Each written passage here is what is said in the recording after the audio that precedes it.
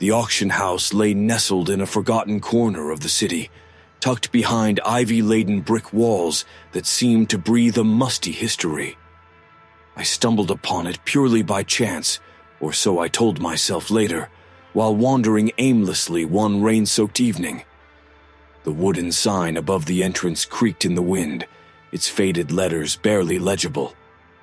Bailey and Thorne Antiquities Auction House. Inside, the air was heavy with the scent of polished oak and aged paper. The room hummed softly, filled with the low murmur of voices and the occasional crack of the auctioneer's gavel. Rows of mismatched chairs faced the small stage, where artifacts and relics of forgotten lives were paraded for an eager crowd. It was my first auction, and I felt out of place.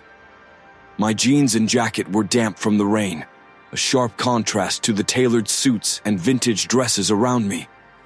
Yet something about the atmosphere held me captive. Perhaps it was the allure of discovering a hidden treasure, or the whisper of stories each object seemed to carry. The evening wore on, and I remained silent as items were claimed with fervent bids. An intricately carved clock, a leather-bound book rumored to date back to the 17th century, a painting with eyes that followed you wherever you moved. Then, as if sensing my hesitation, the auctioneer's voice changed. "Our next piece," he intoned, gesturing to an assistant who wheeled a cart onto the stage, "is an exquisite artifact, provenance unknown." Resting atop the cart was a small, peculiar box. Its surface gleamed faintly under the dim lights, polished to a deep amber sheen. It was no larger than a jewelry case, but its intricate carvings seemed alive. Vines and flowers intertwined, their forms so detailed I half expected them to bloom before my eyes. "And what a fine piece it is," the auctioneer continued, his voice a practiced lull. "Handcrafted and believed to be over 2 centuries old. Note the exquisite detailing." My heart quickened. It wasn't the box's beauty alone that captivated me. There was something else. A hum, almost imperceptible, seemed to resonate from it, tickling the edges of my awareness. "Starting at $300, the auctioneer called. I hadn't intended to bid. My wallet was thin, and this detour was supposed to be a fleeting curiosity. But my hand rose almost of its own accord. $350. The room went silent. No one countered. Going once, going twice, sold. The gavel struck, and I felt a strange thrill. The box was mine. The transaction was swift, the auctioneer handing me the item with a smile that didn't quite reach his eyes. "Congratulations," he said, his voice low. "A rare find, indeed." As I walked home clutching the box, the rain had stopped, leaving the streets glistening under flickering streetlights. I couldn't shake the feeling that I wasn't alone. Shadows seemed to ripple in my periphery, and the box in my arms felt heavier with each step. The box sat on my desk, a quiet intruder in my small apartment. By day, it was simply an object of fascination. I marveled at its carvings, running my fingers over the etched vines and blossoms, wondering what hands had shaped it so meticulously. But at night, the box seemed different. It started with the dreams. Unfamiliar places filled my mind, sprawling fields under pale moonlit skies, an old house with peeling shutters, a room filled with mirrors, each reflecting something slightly wrong. I would wake with a start, heart pounding, the details slipping through my fingers like sand. Soon, the waking hours carried their own unease. One evening, as I cleaned the living room, I noticed the box had shifted. It now sat at an angle, as though it had been turned to face me. I dismissed it, assuming I had moved it absent-mindedly. But the next morning, it was tilted again. Other things followed.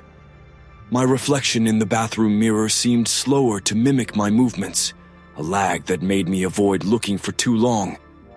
The apartment began to feel occupied. It wasn't just the creaks and groans of the old building. It was a presence, subtle but insistent, watching from just beyond the edge of perception. One night, as I prepared for bed, I noticed the faint sound of whispers.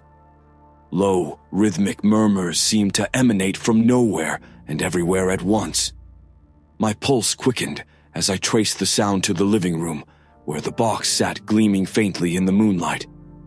I approached cautiously, each step amplifying the whispers until they were a chorus of indecipherable voices.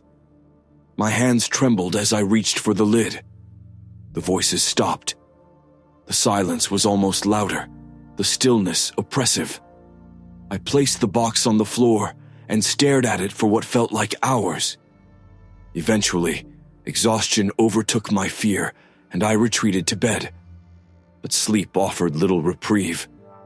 In the dream, I was back in the room of mirrors. Only now, my reflection didn't follow me. It stared, expressionless and empty, as I screamed silently in the glass. I woke with the taste of copper in my mouth and the box sitting on my nightstand, though I was certain I'd left it in the living room. It didn't matter where I put it now. It would always return. By the following week, the box had wormed its way into every corner of my life. No matter where I placed it, sealed in a drawer, stowed under my bed, or even locked in the hall closet, it always found its way back to the desk. It sat there as if it belonged, its carved vines twisting under the faint light, mocking my attempts to banish it. The dreams grew worse. Each night I found myself walking through a place that felt familiar and alien all at once.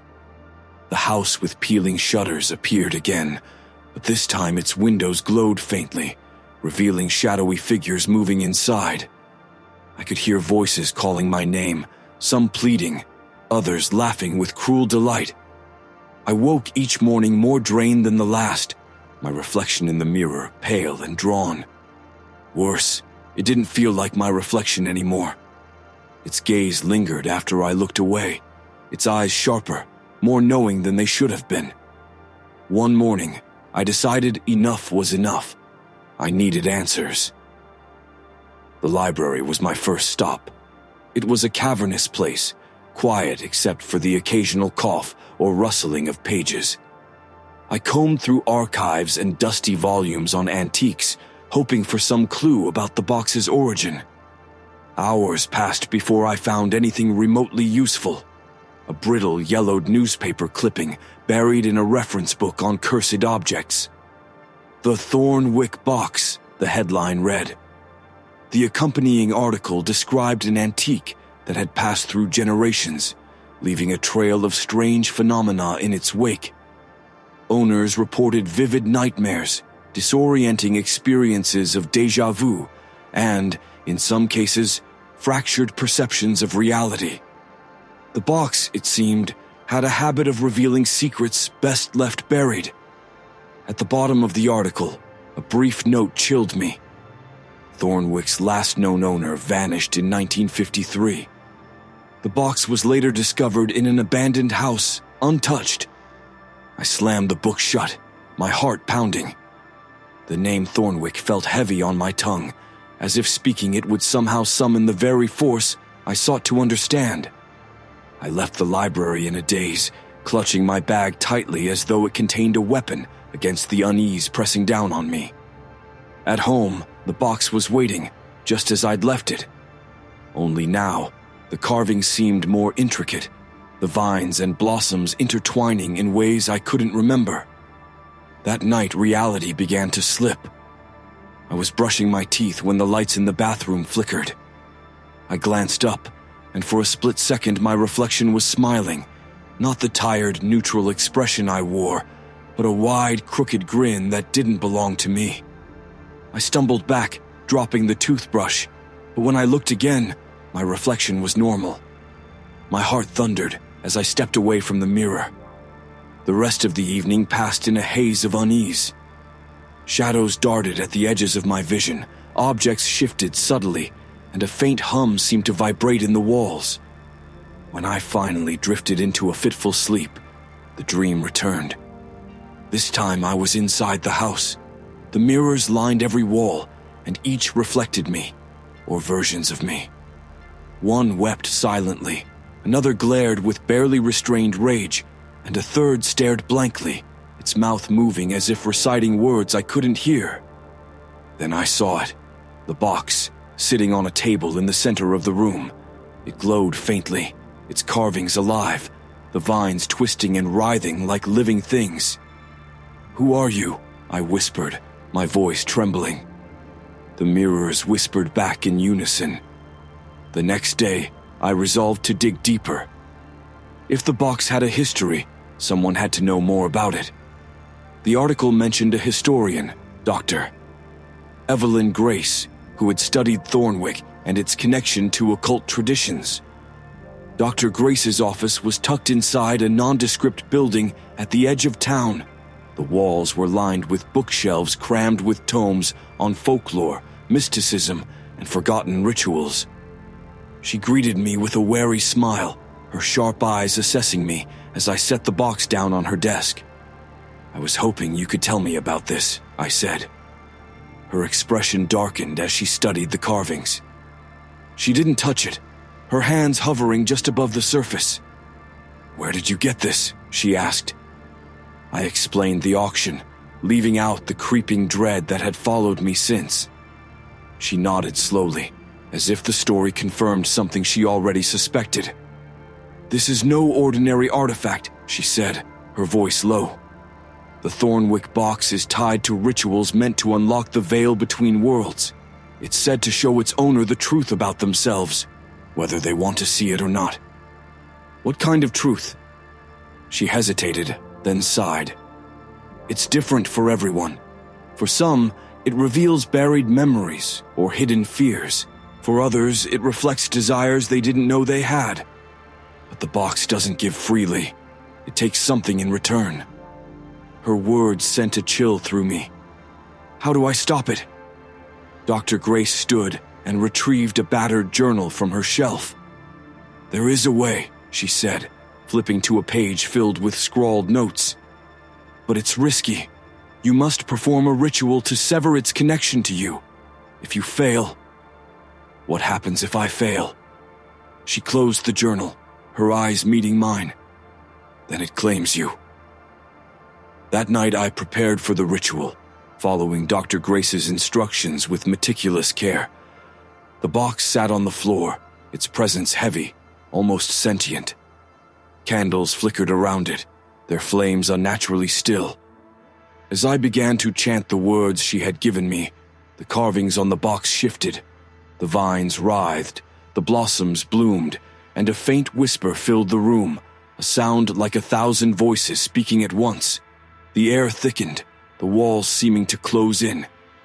I could feel it watching, waiting for me to falter. I kept chanting.